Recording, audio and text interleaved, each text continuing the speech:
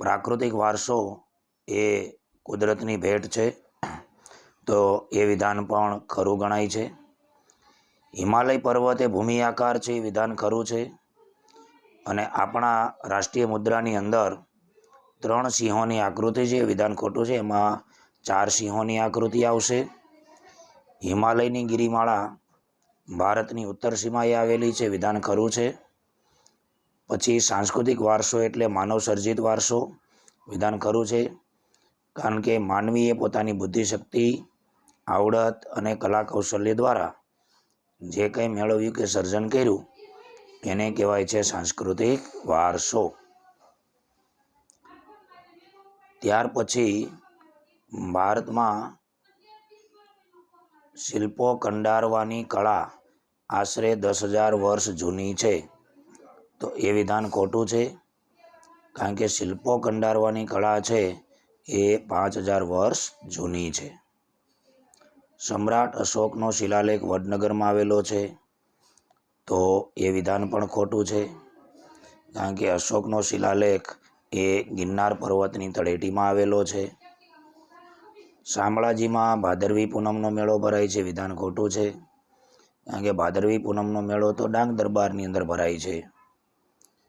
ભારતના સૌથી પ્રાચીન નિવાસીઓ એટલે હબસી પ્રજા, જેને નેગ્રીટો, નિગ્રો અથવા હબસી તરીકે ઓળખવામાં આવે છે. પછી ભારતમાં આવેલા આર્યો ઓસ્ટ્રેલોઇડ પ્રજાને કિરાત કહેતા હતા, એ વિધાન પણ ખોટું છે. દ્રવિડોની અંદર માતૃમૂલક કુટુંબ પ્રથા પ્રચલિત હતી. માતૃમૂલક એટલે માતાનું સ્થાન ઊંચેરું હોય એને માતૃમૂલક કુટુંબ પ્રથા કહેવાય. ભારતની આર્ય સભ્યતાના નિર્માતાઓ નોર્ડિક લોકો હતા. નોર્ડિક યાની કે નિગ્રો એ આર્ય સભ્યતાના નિર્માતા, વિધાન ખરું છે. પછી તાનારીરી મહોત્સવ વડનગરમાં ઉજવાય છે, એ વિધાન ખરું છે. કારણ કે તાનારીરી એટલે ગુજરાતની સંગીત બેલડી બંને બહેનો એની સમાધિ ત્યાં આવેલી છે. બિકાનેર શહેરની અંદર જળતર કામના ઘરેણાં માટે જાણીતું, વિધાન ખરું છે. ગુજરાતના અલગ અલગ વિસ્તારોમાંથી અકીક મળી આવે છે, વિધાન ખરું છે. અકીક એટલે કેલિસા મિશ્રિત સફેદ કે ભૂરા રંગનો પથ્થર, એને કહેવાય છે અકીક.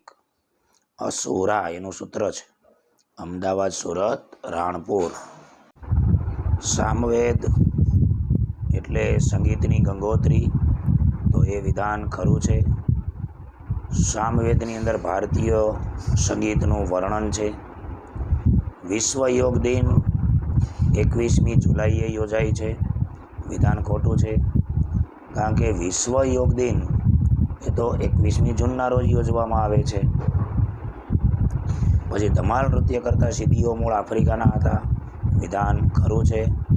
પટોળા બનાવવાની કલા 850 વર્ષથી વધારે પ્રાચીન હોવાનું મનાય છે, તો એ વિધાન પણ ખરું છે. પાટણના પટોળા 850 વર્ષ જૂની કલા. ભારતના દરિયા કિનારાની લંબાઈ 8,000 કિલોમીટર, એ વિધાન ખોટું છે. કારણ કે દરિયા કિનારાની લંબાઈ 7,514 કિલોમીટર છે. ભારતમાં ઝરી કામ માટે સુરત શહેર જાણીતું, વિધાન ખરું છે. ઝરી એટલે સુરત. સંગીતના મુખ્ય 9 સ્વર છે, વિધાન ખોટું છે. કારણ કે સારે ગમ પધની સા 6 સ્વર છે, 7 સ્વર છે. સંગીતના મુખ્ય 5 રાગ છે, વિધાન ખરું. શ્રી, દીપક, મેઘ, ભૈરવી ને હિંડોળ એ મુખ્ય 5 રાગ છે. પંડિત સારંગદેવ એણે સંગીત રત્નાકર ગ્રંથની રચના કરી.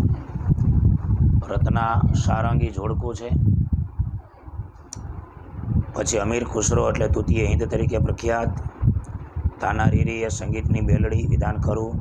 નૃત્યકલાના આદિદેવ ભગવાન શિવ નટરાજ મનાય છે, એ વિધાન પણ ખરું છે.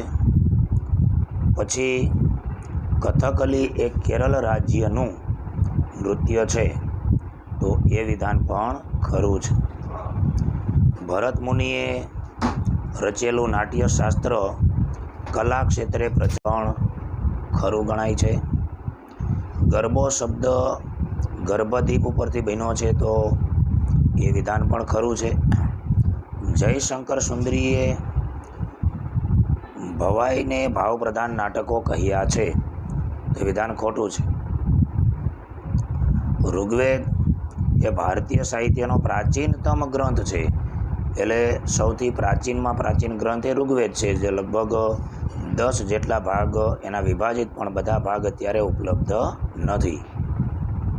પછી યજુર્વેદને સંગીતની ગંગોત્રી કહેવાય, તો એ વિધાન ખોટું છે. યજુર્વેદ એટલે યજ્ઞનો વેદ, ય. રામાયણ વિશ્વનો સૌથી મોટો ગ્રંથ, તો એ વિધાન ખોટું, કારણ કે વિશ્વનો સૌથી મોટો કાવ્ય ગ્રંથ એટલે તો મહાભારત, જેની રચના વેદવ્યાસે કરી અને 1 લાખથી વધારે શ્લોકોનું એની અંદર વર્ણન છે. પછી પ્રારંભિક જે બૌદ્ધ સાહિત્ય છે એ પાલી ભાષામાં લખાયું, એ વિધાન ખરું છે. બૌદ્ધ સાહિત્યને ત્રિપિટક તરીકે ઓળખવામાં આવે છે, સુક્ત પિટક, વિનય પિટક ને અભિધમ પિટક.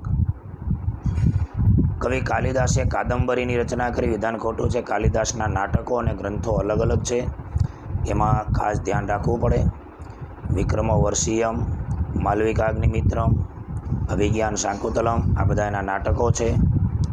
રઘુવંશ, મેઘદૂત, કુમાર સંભવ, આ બધા એના ગ્રંથો છે. એટલે ગ્રંથો અને નાટકો અલગ અલગ છે, એમાં જરા ધ્યાન રાખવું પડે. કાલિદાસ વિશ્વ પ્રસિદ્ધ કવિ છે,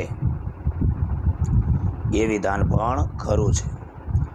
દ્રવિડ કુળની સૌથી જૂની ભાષા એટલે તમિલ ભાષા, વિધાન ખરું છે. તમિલ, તેલુગુ, કન્નડ, મલયાલમ, એમાં જૂની ભાષા એટલે તમિલ. રાજતરંગિણી ભારતનો સર્વપ્રથમ ઐતિહાસિક ગ્રંથ, એ વિધાન પણ ખરું છે. અને રાજતરંગિણીએ ભારતના ઇતિહાસને આલેખતો અત્યંત મહત્વપૂર્ણ ગ્રંથ ગણાય છે, એ ખરું છે. ગીત ગોવિંદની રચના કવિ જયદેવે કરી, ખરું છે. સોમદેવની કથા એટલે સોમદેવે કથા, સરિત સાગર સોમની કથા, કલહણના એણે એક ગ્રંથ લખ્યો છે, જયદેવનો ગીત ગોવિંદ નામનો ગ્રંથ. તમિલ ભાષામાં રામાયણની રચના કવિ કંબલે કરી, એ વિધાન પણ ખરું છે. ઉર્દુ ભાષામાં દિલ્હીના સુલતાનોની રાજભાષા હતી, વિધાન ખોટું છે, કારણ કે દિલ્હીના સુલતાનોની રાજભાષા એટલે ફારસી ભાષા.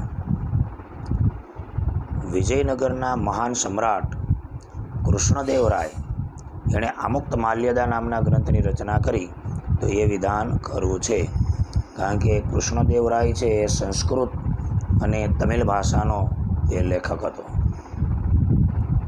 પછી તક્ષશિલામાં ગ્રંથાલયવાળો વિસ્તાર ધર્મગ્રંથ તરીકે ઓળખાતો, તો એ વિધાન ખોટું છે, કારણ કે ત્યાં તક્ષશિલા નહીં આવે, ત્યાં આવશે નાલંદા. નાલંદાની અંદર ગ્રંથાલયવાળો વિસ્તાર એ ધર્મગ્રંથ તરીકે ઓળખાતો.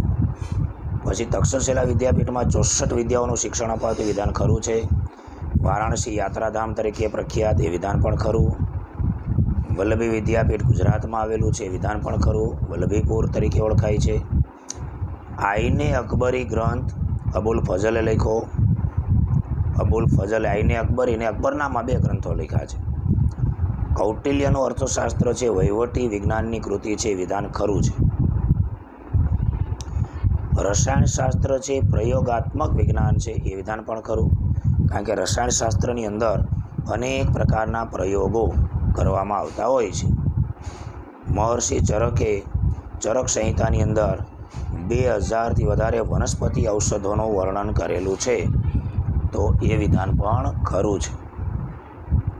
પછી શાલિહોત્રનું અશ્વશાસ્ત્ર ખૂબ પ્રખ્યાત છે, વિધાન ખરું છે. શૂન્યની શોધ આર્યભટ્ટે કરી, એ વિધાન પણ ખરું છે.